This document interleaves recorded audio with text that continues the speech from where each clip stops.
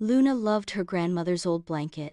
It wasn't just any blanket, it was woven with shimmering threads that seemed to hold the moonlight itself. One day, while playing in the meadow behind her house, Luna tripped and scraped her knee. Tears welled up in her eyes. She wrapped herself in the magical blanket, whispering her sadness to the soft fabric. As she did, a warm glow enveloped her, and the scrape on her knee vanished. Later that week, Luna's pet rabbit Pip got lost. Luna, distraught, hugged the blanket close. She pictured Pip, small and brown, hiding somewhere nearby. Suddenly, she felt a tug on the blanket, a gentle pull toward the old oak tree at the edge of the meadow.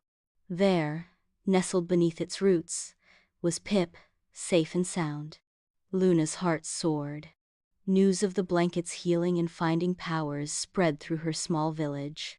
People came to Luna, seeking help for their aches, pains, and lost belongings. Luna, guided by the blanket's gentle warmth, helped everyone she could.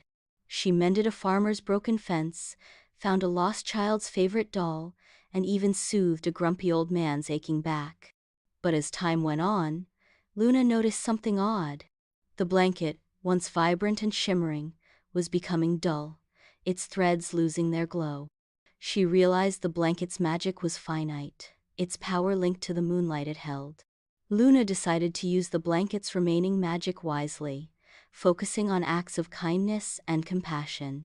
She helped her neighbors mend their fences, literally and figuratively, fostering stronger bonds within the community. One night, under a breathtaking full moon, Luna laid the blanket on the meadow, allowing it to bathe in the moonlight. The blanket glowed softly, regaining its former brilliance. Luna understood. The blanket's magic wasn't about solving every problem. It was about spreading love and kindness. And that, she realized, was a magic that would never fade.